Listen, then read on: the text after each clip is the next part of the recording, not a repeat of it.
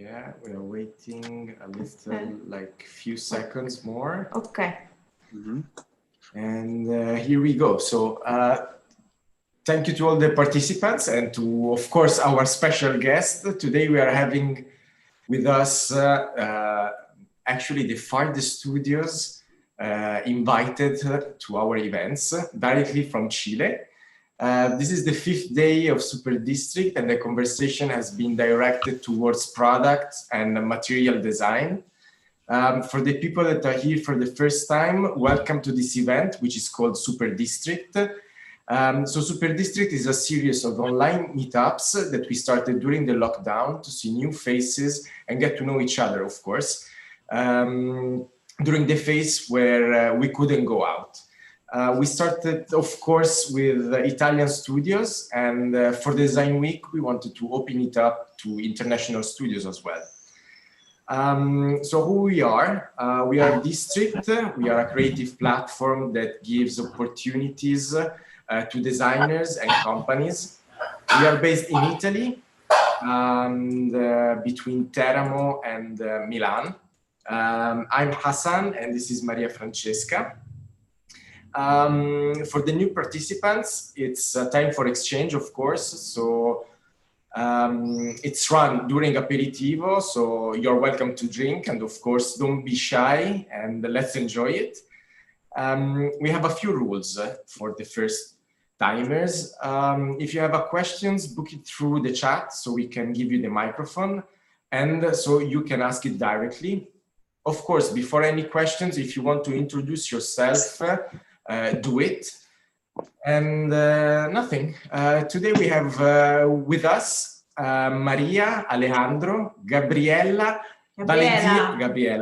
Valentina, and Stefan from Labva, a biomaterials laboratory based in Valdivia in southern Chile. So guys, thank you very much to be with us. And I'll leave the stage for you, and cheers. Cheers. Cheers. You're welcome. Well, guys, thank you. We're thrilled to be here, and we are going to talk about biomaterials. Yes. Labva is basically focused on bringing science closer to the community and focusing especially on growing biomaterials or cooking biomaterials. And the other thing that is really important for us is to open biomaterials to the community. So we are trying to build this culture around these new materialities. And one of our main goals is always to question the materialities that surround us. We are a team of 5 people, but there's a community, a larger community that's always helping us, and we are always helping others. So we are the team of 5 at Labva. Alejo, Valentina, and me were the ones that found or created Labva from scratch. And we are designers, basically. Me and Alejo are architects, and Valentina is a graphic designer. So we came from design to this biomaterial area, and we started like self-teaching ourselves how to enter this biological world and chemistry world. And then Gabi and Esteban were the ones that like with their knowledge and their background, helped us to create like a really transdisciplinary studio. They came from science. Yeah, they come from the science area. And our approach to design is basically a biodiversity design, driven design approach. So for us, the territory is the key to everything. So as Jose just said, For us, it's very important to start building a new biomaterial culture. And to do that and to try to reach some answers, for us, it's very important to understand our territory. And I'm going to give you like a little bit of context of where we are. I don't know if you are familiar on how Chile looks like, but Chile is a very, very, very long country, also very narrow. And specifically talking from where we are, from Valdivia in the south of Chile, we are 30 minutes away from the coast, from the Pacific Ocean. And we are also around 3 hours away from the mountain range, where we have some volcano landscapes. And in between those two different environments, we are surrounded by the Valdivian rainforest that is an evergreen forest. It looks pretty much like a jungle. And this diversity of a different kind of landscapes gave us a new approach to materialities and materials. And we are constantly observing and trying to identify in this territory the abundance of materials that exist and that maybe have potential for us to be used in the biofabrication process. And we do this very conscious and trying to understand and respect the availability of this abundance, the seasonality of the materials, natural material sources, and to understand the ecosystem's natural resources carrying capacity.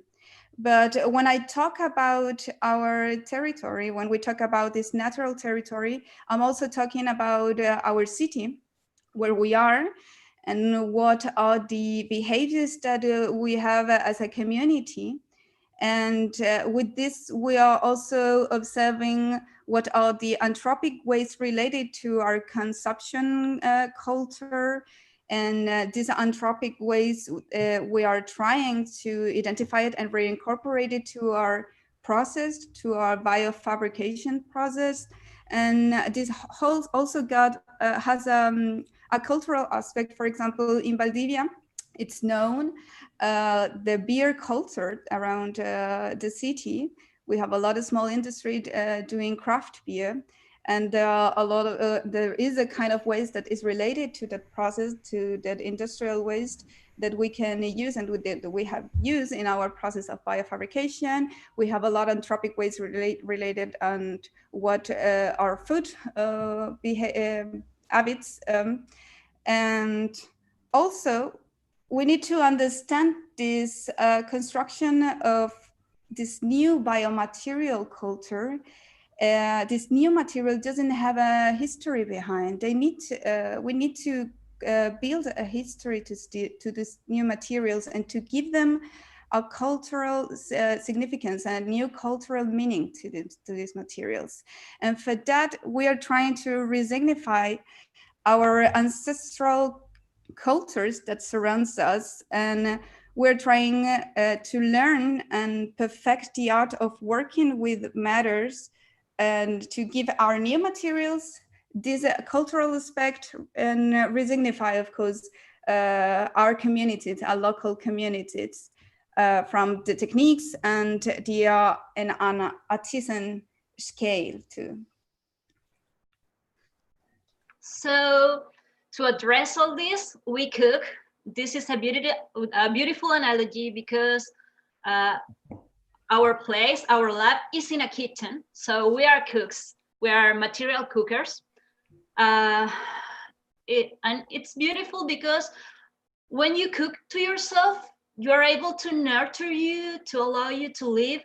So we want to relate that process of with materialities and how we produce materialities, because now we are used to use high scale produced materials with no emotional relation to that. So we are trying to reconnect the materials through production, through local raw materials. And I'm going to present you a few examples of materials that we have cooked in this process. So I will always talk about the process, because one of the ways to connect with materials is to know their process. For example, if you bought a bottle of water, you drink the water, and then what you do, you throw away the bottle because you don't feel any really emotional connection of how the bottle was made, which raw materials were used. You have some knowledge about petrol, about big industries, but it's really important, we think, that we connect on how materials are produced, where raw materials are get. So one of our first examples is about agar. Agar is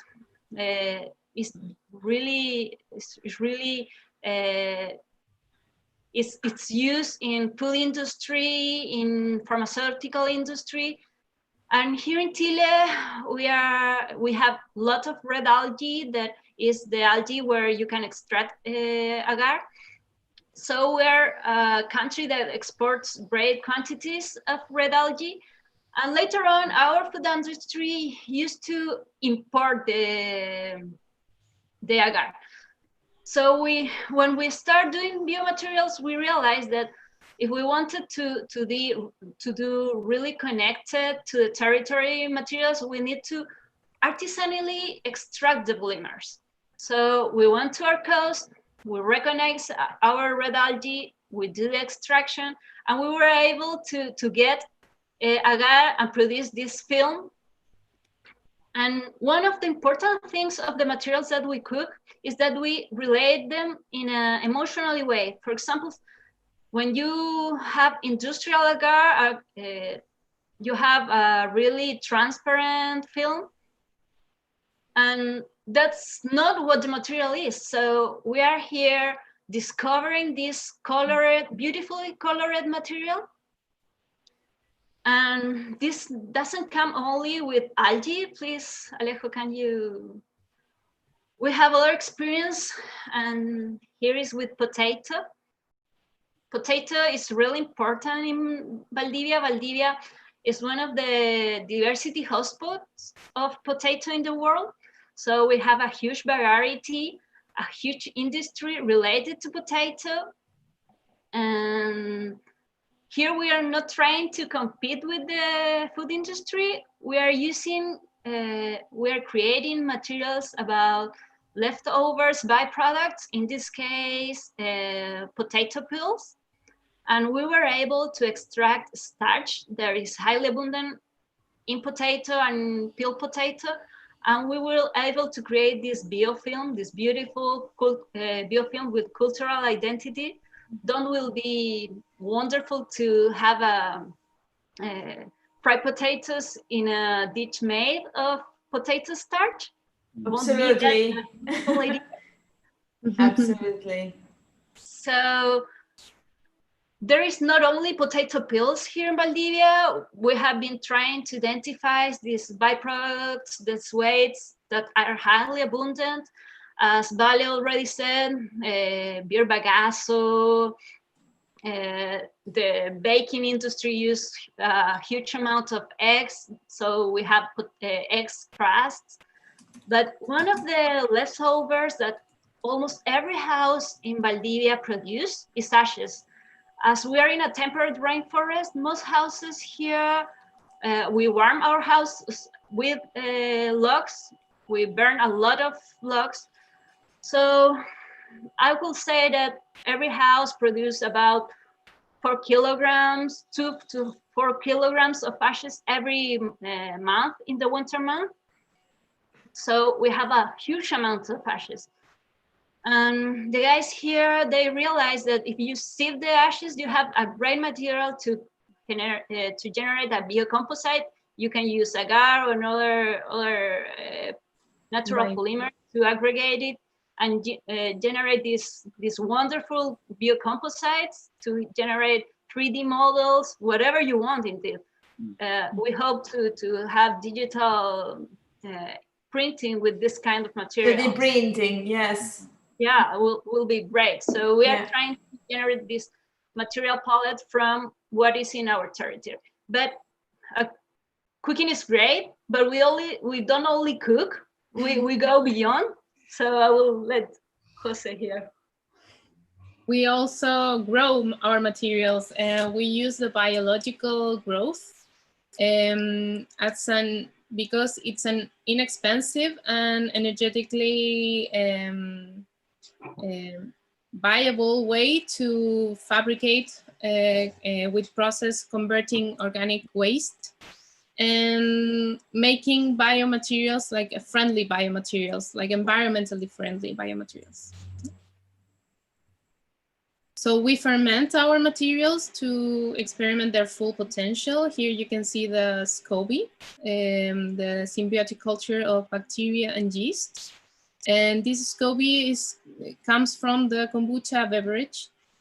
Probably most of you are super familiarized with this drink, and also with this material, because it's the one that Susan Lee uses in BioCouture. We really love this material because it's super versatile. So you can get from a bacterial paper-like material, or you can also get bacterial leather. So it's a really cool material to work with. But the problem or the issue that we had here in Valdivia with this material was that tea leaves are not something abundant here. We do not, Chile does not produce tea leaves. So we were wondering like how to not depend on other countries for getting these raw material sources. Like tea leaves come from China and from other places. And so one of our research was how to replace the tea leaves. And so we wanted to grow native materials and to promote the material autonomy of the territories. That's one of our key issues. And so we ended up working with a maquiberry tree. It's called Aristotelia chilensis, and it's a super abundant tree here in Valdivia and in this region, basically. Because it's a tree that colonizes the forest. It's like the first tree that appears, and then this tree sets the ground for other native forest to thrive. And so we take the fruits and we take the leaves, and we create this powder infusion. And this powder infusion, we use it to create a wild fermentation. Through this wild fermentation, we do not use any other starters.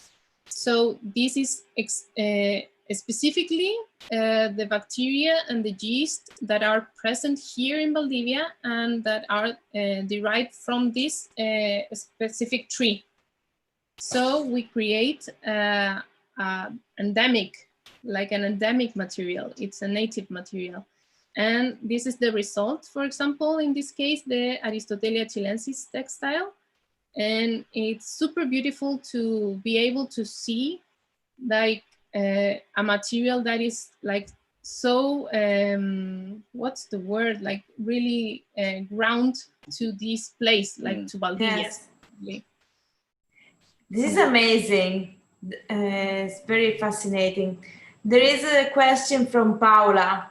Paula? Paula?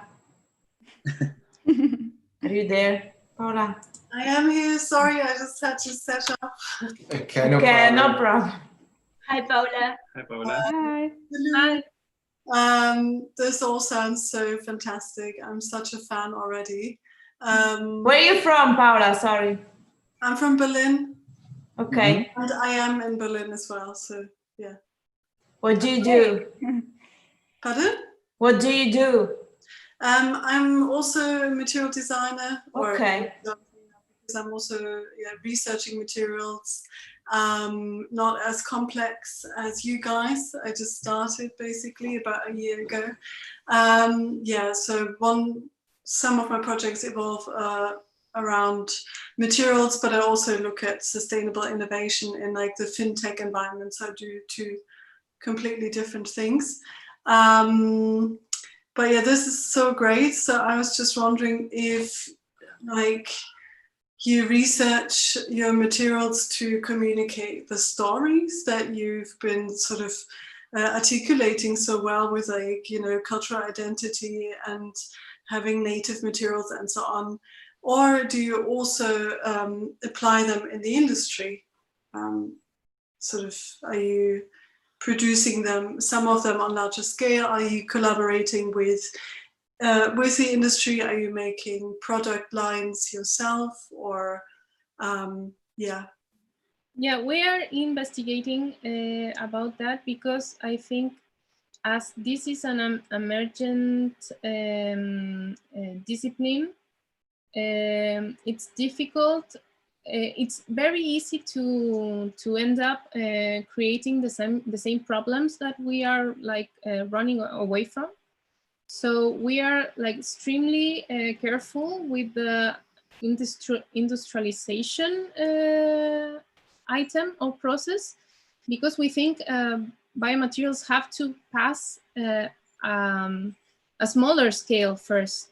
Like we have to connect it with ancestral knowledge, like craftsmanship and like that whole area of knowledge, and start from a small scale and then try to apply it to a large scale. Because if not, we will end up I don't know, devastating the algae on our seashore, or devastating the maki berry plant, because we cannot compete with the materialities that are used right now. And it's because the culture, the consumption culture, it's not friendly towards these new materials also.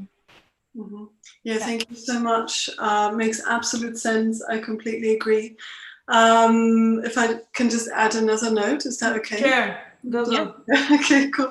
Yeah, because I've had many talks with, well, not many, but a few talks with, larger companies, you know, that are looking into sort of scaling up certain materials, and I'm trying to explain to them that, first of all, the resources are much smaller. You know, I work with surplus from industrial food production, so there might be an end at some point. You can't produce for a globalized market, right? Yeah. And maybe we don't want to. Maybe it's better to work towards local small industries, which can actually, you know, industrialize the materials, but on a very, very small scale. I think that might be, yeah. Yeah, I think. Exactly. We need to create lots of different micro factories, if you wish, but distributed on the territory. It doesn't make sense that, for example, we create this maki textile and start selling it all over the world, because for us, it doesn't make sense. It's better that we here have our textile, our maki biomaterial, but then in Italy or in Berlin, you have another source and it's a different material. So we should have, I think it's our job to start creating this beautiful and diverse palette, and not get stuck with one material for the whole world. Mm-hmm. Yes, absolutely. Fantastic. I'm going to add something as well. It's the same logic about food. Slow food, yes. Slow food. So it's like here in Italy, for example, we are actually very focused on, you know, more and more on producing and buying from local farmers, for example, or and this is a very interesting idea also about materials, and of course it relates about your cooks. I just wanted to add something, that this crisis that we are living now, it came here to question how are we understanding the autonomy of the different territories. And we think that biomaterial exactly respond to the needs of the local community where they came from, and that also empower that territory, the community, and give it autonomy and sovereignty over the abundance that they have. So that is key for us when we talk about biomaterials in a more territorial scale. Would be amazing if you like start like sharing the process. Yeah, I was addressing that now. I think that what we can share, we should share. We are in a globalization process. Exactly. So it's important to share, but probably not the materials, but the knowledge that is behind it. Exactly. So probably Alejo he will explain us a little bit about the work we do in that specific point. Okay, go on. Well, and to finish with the grown biomaterials, we also have experimented with different fungi. Valdivia is a fungi capital here. We just we were just what's the word? Finish it. Participating, yeah, we were just participating in the Fungi Fest. We have a festival of fungi here. Wow. Yeah. So yeah, there's like this crazy world of fungi and we love it. And it's kind of a religion here. So we also work with mycelium, but we try to find different sources of mycelium, so different species, and see what we can get out of them. We are not trying to make them something like in a preconceived way. We are just gliding or letting the mycelium or the fungi tells us like what to do. So we work with beer spent grain also as a substrate, and also with some other wastes we can find, household waste, for example, the coffee grounds or anything that it's like easy to find here surrounding us. And so we can make these biocomposites of different fungi, like native fungi. Wow. So we understand that the materials are just the perfect excuses for talking about politics or how to connect with the local economies or how to work with local industry. So we think the education is is a fundamental part of our approach. So we decide to share and create this local knowledge with the community, making or working with the university, the public school, making workshop.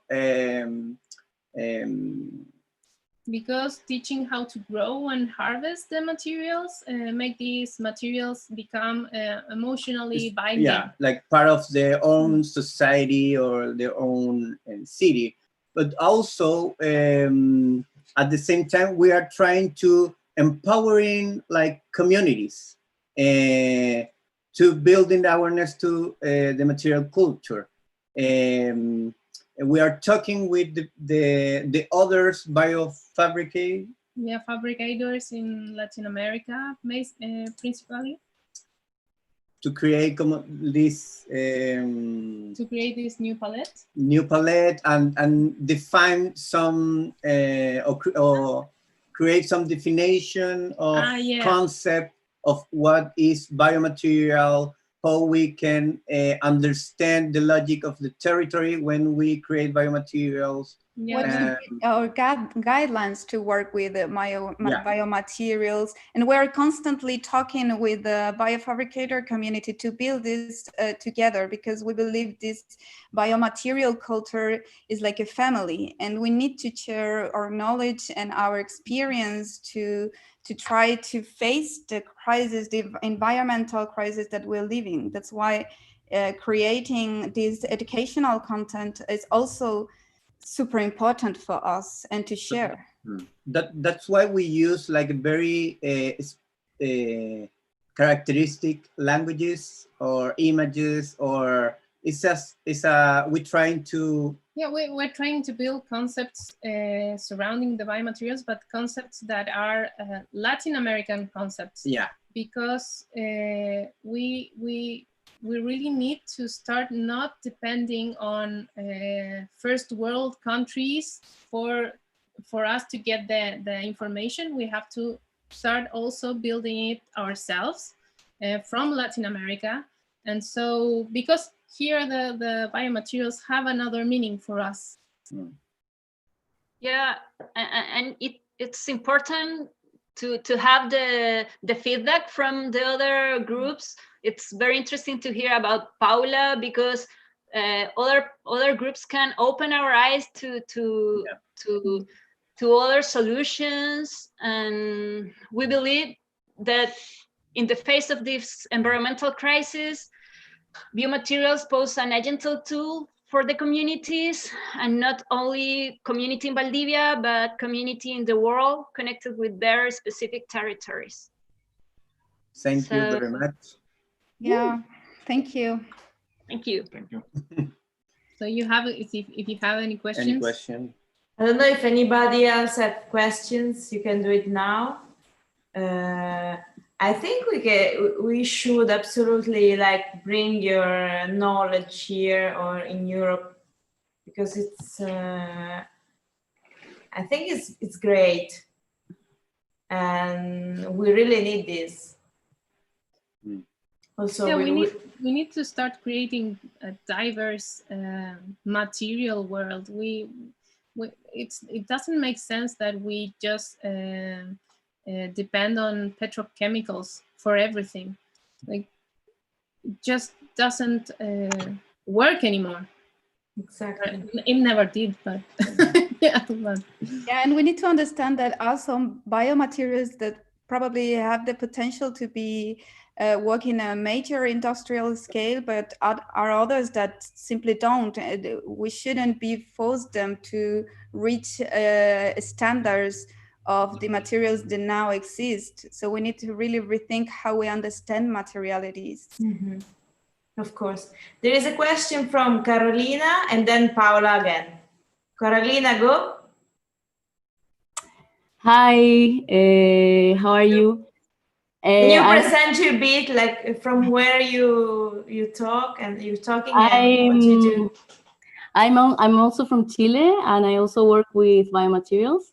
Okay. And I'm wondering how, because I'm in the capital, so I'm wondering how are you doing in Valdivia with working with your materials and the quarantine and not being able to go and collect samples? Like, are you working with materials from home, or what are you doing now? I'm interested.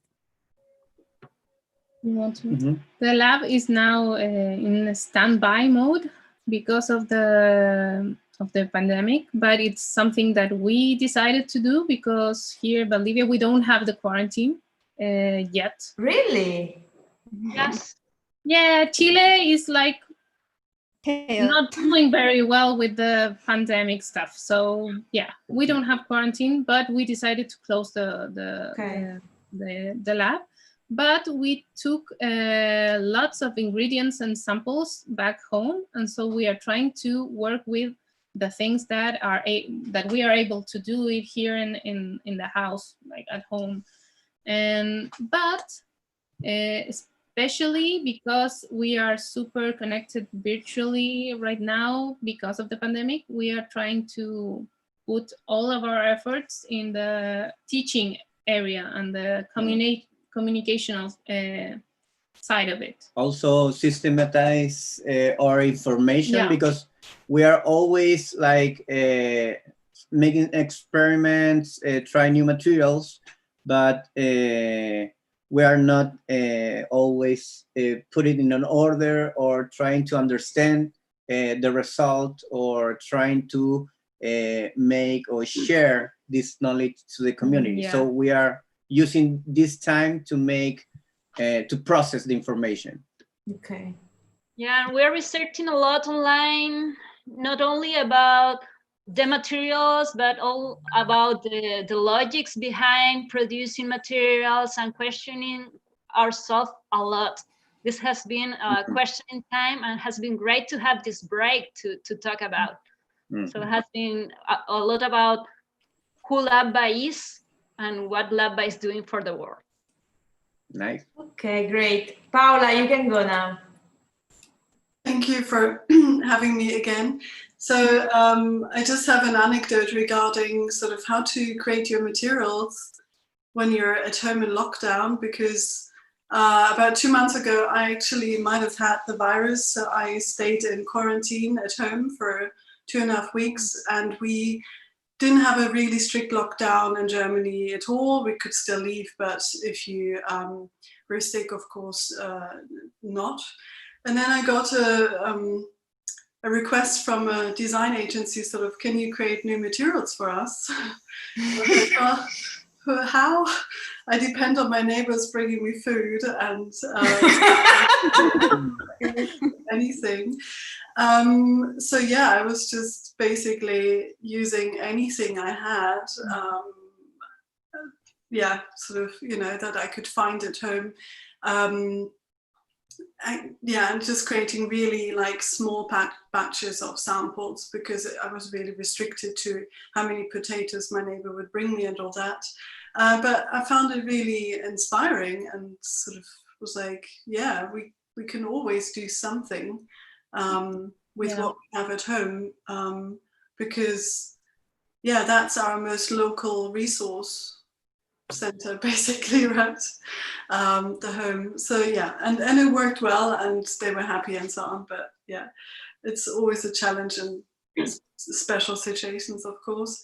I have a question regarding what you mentioned on the history of materials. So if you said you're building a new history for new materials, and I think absolutely, but I've also heard that some new materials that people explore, especially like in biomaterials, they might actually relate to really old material recipes. Right. So, for example, let's take the milk plastic and so on, which was still used like 100 years ago and so on, or also regarding eggshells and so on.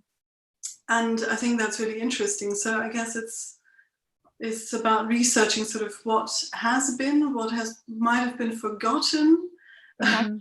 And yeah, that's sort of one thing. And also like, how do you create the histories for new materials? Yeah, researching ethnobotanical approach, it's a super way to go if you want to like try to understand what people did before us and get inspiration about that. Yeah, that's super cool also. And that's what we mean with when we said that we're trying to resignify or trying to reach what our ancestral cultures did and try to coming back to the origin. That's something that we do in our process with the materials, trying to understand how they work with matter, how they handcraft with matter, and try to put it in these materials or to resignify it from something that maybe in some point exists, and now we are taking again and trying to improve it in different kind of way. That's why for us it's so important to be constantly speaking or understanding our ancestral culture in Chile, and where we are in Valdivia, we have so many local communities that are in the mountain, in the countryside, in the coast, all our native culture that is like an ancient culture. It's so attached to the nature, so attached to the territory. Biomaterials should respond in some kind of way to that. That's amazing. Thank you very much, guys. I think we could stay here like for hours talking about this, and I'm really sorry we have to end this down But I think, I mean, I would like to talk with you in another, of course, situation about the possibility, the chance to organize workshops, and I don't know, really trying to share this knowledge you have, because I absolutely think people, they need this and they would be interested. Well, one of the main reasons why I'm here in Berlin, as well as you, Paula, is because I want, one of the main reasons was to try to reach people in Europe that is working also with biomaterials, or trying to share knowledge, share experience, and share different point of view of these biomaterials. So it was definitely part of the plan before this Corona crisis, but it would be nice to organize something here. Intercontinental work. Yeah, absolutely, absolutely. Okay, so thank you very much. It was very like a pleasure for us to have you here, and thank you for all the participants. Thank you, Paula. It was amazing also to meet you, and I hope to see you soon, all of you, like or in Milan, or we'll come to Chile, who knows. Okay? Nice. Right. Yeah. If you come to Chile, of course, of course. You Thank you. A very good beer. Thank you so much, guys. bye Thank guys. you. Have a good Thank day. you. You're gonna have a good day. We're gonna have a good night. So. Yeah. Bye bye. Bye. it's Thank Bye.